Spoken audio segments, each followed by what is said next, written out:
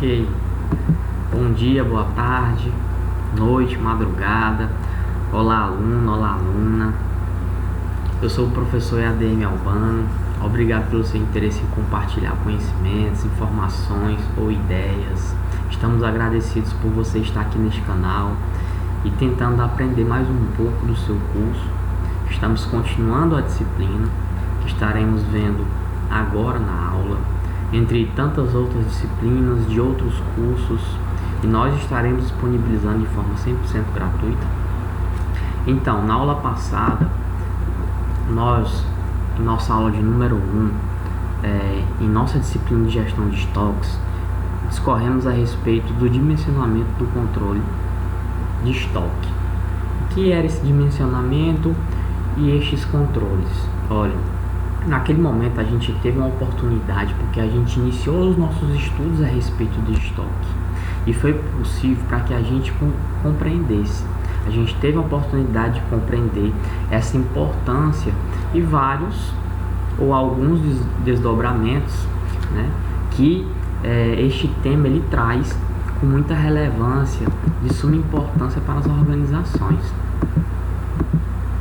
E a gente teve a oportunidade de perceber que os estoques eles irão ter ali uma função dentro das organizações, que os estoques eles podem suportar as políticas organizacionais, que os estoques eles merecem ser controlados, administrados, e que os diversos tipos de estoque eles devem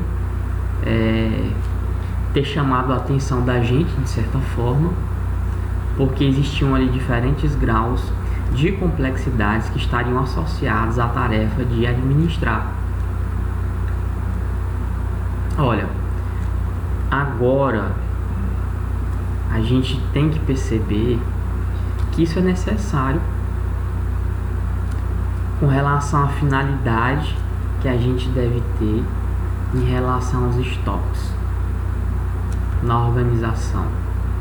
É interessante que a gente busque melhores formas de compreender essas funções na organização. Na aula de hoje, nós iremos falar a respeito, é a aula de número 2, nós iremos falar sobre as previsões para estoques. E o objetivo, ou algum objetivo, é que a gente consiga mostrar para você a importância dessa previsão que se relaciona ao estoque e quais são os possíveis reflexos que se tem nas operações. Como é que a empresa fica vista com relação a isso? É claro que para que a gente comece, seria interessante ou necessário se ter uma introdução. Previsão de estoque é a mesma coisa que previsão de consumo. Isso tudo está relacionado à demanda. É um ponto de partida em relação ao planejamento dos estoques. Então, você como administrador tem que ter uma atenção em relação ao planejamento, porque as previsões elas devem ser feitas com bastante cuidado. Vai existir erros, vai. Agora, os erros de previsão eles podem aí conduzir a várias situações, mas duas situações que vão ser ruins. Um erro de provisão, ele não necessariamente, mas pode haver mais gasto. Se a empresa gasta mais do que o necessário e compromete os recursos que ela tem para outras áreas, como é que ficam as políticas organizacionais? Um erro de previsão menor, ele significa o não atendimento dessas políticas organizacionais. E com isso existe uma consequência. Vai ter uma reclamação. Quem é que pode reclamar? o beneficiário, o usuário, o cliente. Toda previsão ela vai ter um fator de risco, é fato. Existe possibilidade de erros. Como é que eu posso tampar só com a peneira? Como é que eu posso cobrir esse erro? Poderia ser possível criar junto ao estoque, ou de manutenção, ou de matéria-prima, uma quantidade que poderia vir a ser adicional de matérias. E quando a gente fala disso, a gente se refere ao estoque de segurança. Ele não é um novo tipo. Ele faz parte, ele tem uma parte especial dos estoques com relação aos mesmos itens, com a finalidade de manter a operação em funcionamento. Agora, cabe a você, aluno, amigo, cabe a gente administrar de uma forma que haja uma minimização, em que minimize o estoque de segurança. Então, por mais que toda previsão ela tenha um erro, um fator adicional,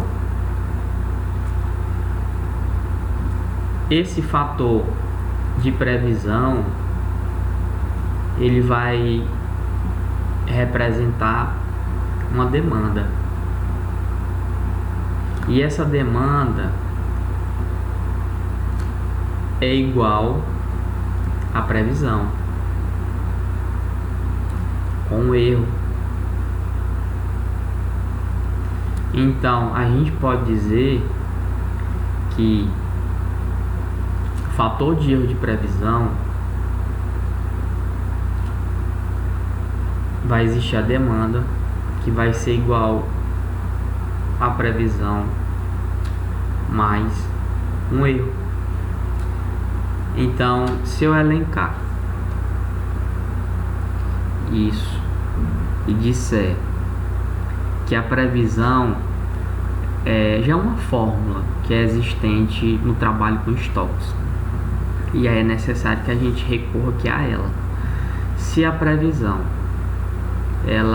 o fator de erro de previsão, eu represento por uma letra chamada EPSA, é uma letra grega, e eu digo que a demanda D é igual a uma previsão P mais um erro, fator de erro de previsão, a letra EPSA.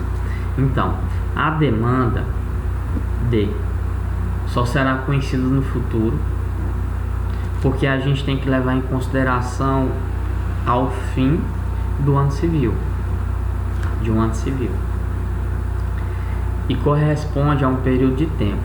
Agora, se eu tenho uma previsão P, é claro que isso é um palpite e ele é determinado no presente. O erro, que é a letra EPSA, é a diferença entre a previsão e também a demanda, e só será conhecido também no final do período. Então, existem vários métodos. Eu acabei de passar uma fórmula, é um método que a gente pode empregar na determinação das previsões. Então, cada método ele vai produzir resultados diferentes, resultado específico. Esse erro também vai ser diferente. Então, a qualidade do modelo de previsão escolhido está associado ao tamanho do erro que é gerado. Então, se eu já conheço um erro, porque ele já aconteceu, como é que o erro só será conhecido no futuro? Então, cabe ao administrador constantemente analisar o desempenho do modelo e buscar outros métodos que produzam erros menores. Eu sei que em determinado momento o erro que aconteceu no ano passado vai acontecer ou naquele mês, ou alguns dias antes ou após, mas vai acontecer. Eu sei qual foi o dano que causou no ano passado, então por mais que eu saiba que vai se repetir aquele problema, que aumentou a demanda, porque faltou um estoque, porque tem mais pedidos ou menos pedidos, ou fator de tempo, ou um prejuízo, por mais que eu saiba tudo que vai acontecer naquele período, eu tenho que trabalhar de uma forma que eu tenha registros históricos e dessa forma eu analise o desempenho e faço com que o que eu perdi em termo financeiro com relação àquele problema específico, esse ano vai existir, mas eu vou fazer o máximo possível para reduzir. Então, com isso, eu posso comentar com vocês a respeito da eficácia do método empregado. É claro que a gente pode em algum momento ficar desconfiado de que cada exercício de uma previsão ele vai admitir certa hipótese. Agora, eu sei o desafio que eu tenho como profissional, é trabalhar com o menor possível. Agora, cabe a mim escolher entre os diversos modelos que exige como profissional que eu tenha experiência e também conhecimento. Agora, eu tenho que ver quais são as minhas habilidades, quais são as minhas competências. Então, quando o principal dirigente ele não exige o melhor resultado de uma equipe, o profissional da administração, é claro, dos materiais, ele pode não procurar pela melhor opção e então tende a fazer o mais simples, mas que necessariamente não é o melhor naquele momento para a organização. Agora, se o ambiente de trabalho não oferece essa exigência, se o profissional não está motivado, olha aí um fator a produzir o melhor, é claro que vai recair na escolha de um modelo de qualidade bem menor, inferior, e isso aí pode ser um agravante sucessivo de erro. Então, as previsões elas podem seguir muitos modelos e a gente vai utilizar os modelos quali e quantitativos. E o que eu posso falar para vocês com relação ao modelo qualitativo é que ele vai estar baseado naqueles critérios subjetivos que estão relacionados aí à opinião das pessoas que estão envolvidas. Influência de propaganda, vendedor, comprador, cliente usuário, pesquisa de mercado, que é muito importante, e é claro, a equipe estratégica, que é composta por gerentes. O poder de decisão está ali. E também tem os modelos quantitativos, que vão estar baseados em estatísticas. É inflação, é PIB, é mercado financeiro, é a população, é o alvo que se deseja atingir. Então, de certa forma, é muito dinâmico. Há um comportamento com relação a esses processos de previsão e, por ser dinâmico, eu vejo a influência que esse comportamento dinâmico tem nessas previsões. Eu tenho um histórico de consumo, eu faço análise do histórico de consumo, eu formulo o modelo, avalio o modelo de geração da previsão, o que está previsto, comprado com realizado. Então, em meio a essas situações, eu volto na previsão, comprado com realizado. Vai haver uma correlação da previsão em que eu vou voltar para reavaliar o modelo de geração de previsão. De certa forma, vai acontecer em que outros fatores e informações diversas vão influenciar na minha formulação de um modelo. Então, para continuar com a previsão inicial de fazer tudo de novo, de certa forma o comportamento é bem dinâmico com relação a essas previsões. Então, além de se classificar essas previsões em quali ou quant, vai ser possível alguns outros tipos de classificações. Delas eu posso discorrer para você a predileção, a explicação e a projeção. Olha, a projeção ela vai estar baseada em pressuposto de que o futuro terá alguma forma de relação com o passado. Repetições de volume, quantidades, vão ser a forma ali que vai ser mais empregadas por quem vai desconhecer das técnicas. O modismo, pessoas que não têm interesse em usar novos métodos. E a explicação se baseia no relacionamento de modelos previsíveis. São outras variáveis em que esses modelos podem ir a uma simples conta média até que esses modelos venham a ser mais complexos. Irão resultar em resultados superiores com menores erros em relação à projeção que foi feita. E tem a predileção. A predileção é aquele grupo, né, em que as previsões elas estão contidas nos especialistas. Raramente são usadas com opção quando não existe registro histórico. Registro histórico e também os modelos eles vêm a ser complexos, porque a respeito de um determinado tema, assunto ou problema, vários especialistas vão estar envolvidos para cada um ter um diagnóstico, e aí eu recolho todos aqueles diagnósticos, né, no registro histórico, e eu faço um modelo em que eu com a equipe pego todas aquelas informações dos especialistas para poder tomar uma decisão. Então são vários olhares para que se atinja ali um resultado eficaz e para que seja tomada uma decisão. Agora, os modelos de evolução de consumo, a gente pode estar dividindo em sazonalidade, tendência ou de forma horizontal. Aí a horizontal, ela não considera a influência conjural, ela usa a média. Há uma evolução do consumo horizontal. Eu pego uma seta com tempo de período, o consumo de unidades, né? Uma embaixo, outra subindo.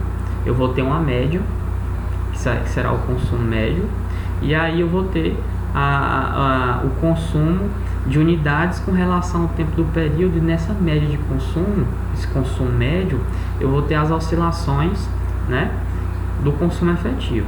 Então existe uma importância com relação à evolução do consumo de certa forma horizontal. Agora a tendência, ela é uma modificação que traz ali um crescimento ou uma redução do comportamento de consumo. Vai existir uma tendência, geralmente é de longo prazo. Na administração de materiais, ela vai ser configurada quando o período for igual ou superior a um ano de consumo. Essa tendência, ela não se diz que algo apresenta se o prazo é menor que um ano. Então eu tenho uma evolução de consumo com relação à tendência, utilizar lá as mesmas situações. Eu tenho o tempo do período, tenho o consumo de unidades, e ela vai, consumo médio assim, e eu vou ter o consumo efetivo da mesma forma. E tem a sazonal, que essa é por pico. Olha, a sazonalidade da demanda está relacionada ao consumo, ocorre em prazos menores que um ano, mas é possível que ocorra no período maior. Agora, a sazonalidade, ela é devido a um padrão de repetição. Vai existir um padrão de consumo. Eu vou ter o tempo do período, eu vou ter o consumo de unidades, aí tem o pico sazonal do consumo médio, e vai ter todas as oscilações do consumo efetivo, né? Se uma média que eu tenho é 50%, ela vai oscilar para 25%, ela vai cair para 25%. Então existe toda uma evolução, todo um padrão que é analisado essa forma de repetição com este padrão e avaliar este consumo. Então, se por acaso no ano de verão vai aumentar um consumo de equipamentos que eles são destinados a combater o efeito de certa forma da temperatura. A gente está falando de ventilador, de climatizador, de ar-condicionado. O que é sazonalidade? Como é que ela vai ocorrer, né, em períodos menores que um ano? Por exemplo, no caso de uma viagem que acontece no mês de dezembro, janeiro, julho, relacionada às férias escolares. Me diz aí como é que fica essa questão do consumo.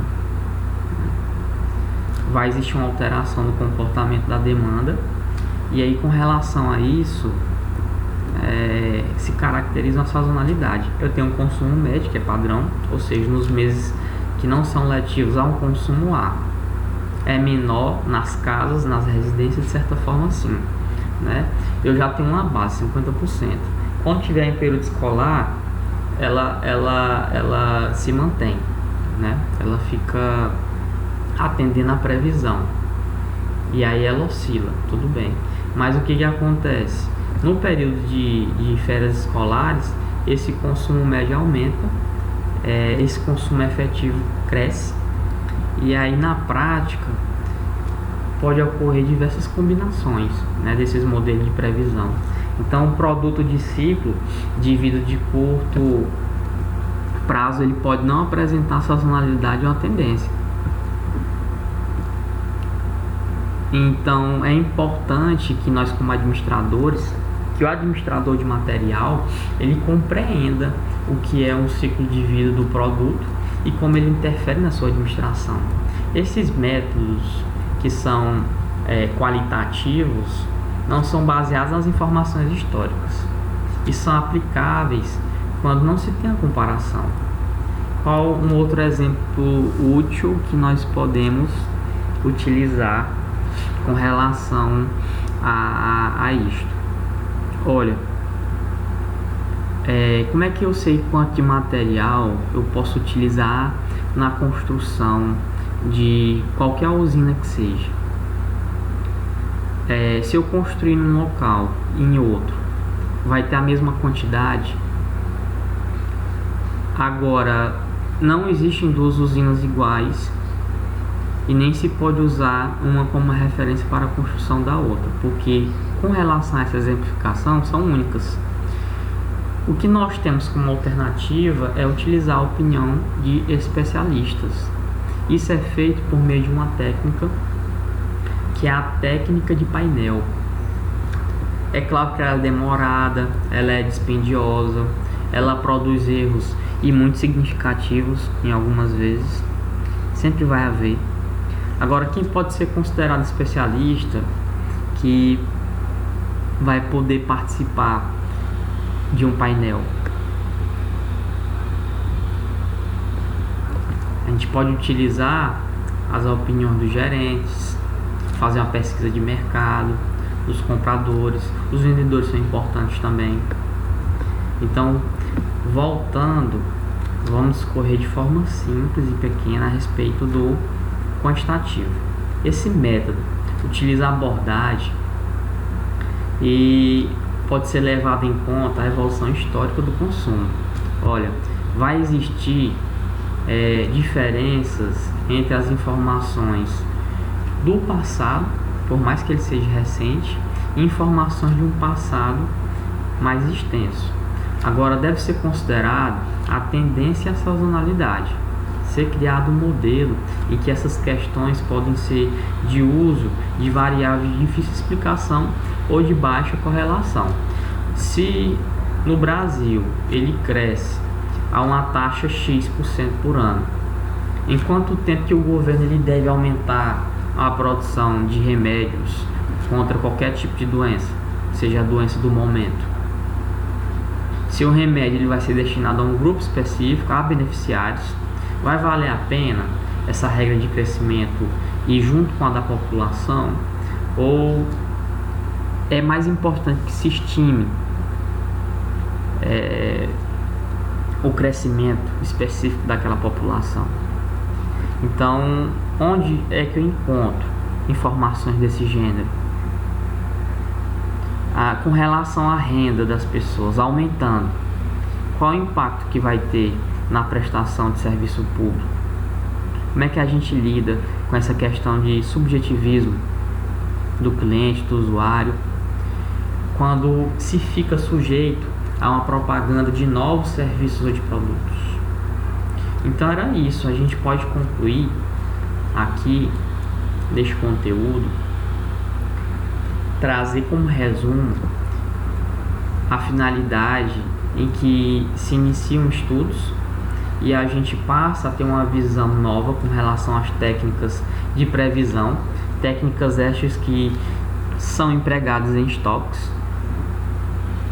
Eu espero que você se esforce para aprender que os estoques eles podem ser controlados. É claro que para que eu controle, eu tenho que fazer um acompanhamento. E existem vários métodos, ferramentas e técnicas, mas os gráficos são importantes. E juntando a isso, vão existir muitas técnicas importantes que elas são usadas nessas previsões. Então eu te agradeço por estar aqui comigo, por ter tido paciência. Abstrai os ruídos. Eu tenho certeza que o motivo de você estar aqui é para compartilhar conhecimento, agregar valor. Obrigado por sua atenção e até a próxima aula.